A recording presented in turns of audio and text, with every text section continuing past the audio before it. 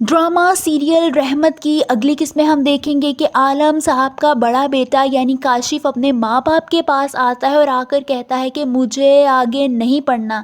यानी वो पढ़ाई से साफ साफ इनकार कर रहा होता है, जिस पर रुमैसा बेगम हैरानी से कहती हैं कि क्यों नहीं पढ़ना, मैं तुम्हें एक लगाऊंगी। वो उस पर काफ़ी गुस्सा करती हैं। काशिफ भी बहुत ज़्यादा गुस्सा हो जाता है और साफ साफ कहता है कि मैं ठीक कह रहा हूँ, मेरा पढ़ाई में दिल नहीं लगता, मुझे आगे नहीं पढ़ना।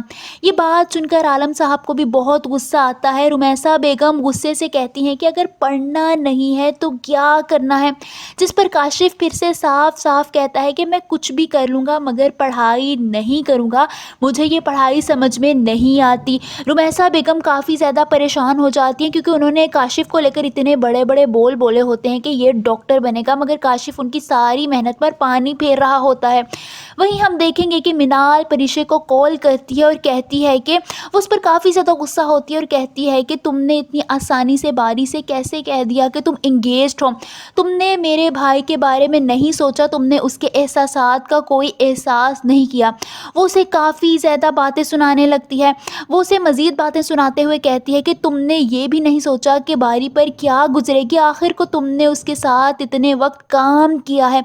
परिशे पहले तो मिनाल की सारी बातें खामोशी से और सब्र से सुनती रहती है, मगर फिर थक हार कर कहती है कि मैंने बारी को पहले दिन ही साफ साफ मना कर दिया था और इनकार कर दिया था।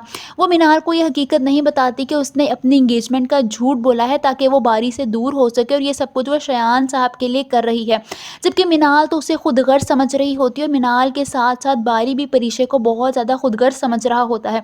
कोई ये नहीं जानता कि सारी साजिश के पीछे शयान साहब है। आप सबको क्या लगता है, क्या परिशे शयान साहब की हकीकत सबको बता दी, फिर क्या जब उनकी हकीकत उनके बेटे बारी के सामने आएगी तो वो उन्हें माफ़ कर सकेगा? कमेंट्स में अपनी राय का इजहार ज़रूर कीजिए।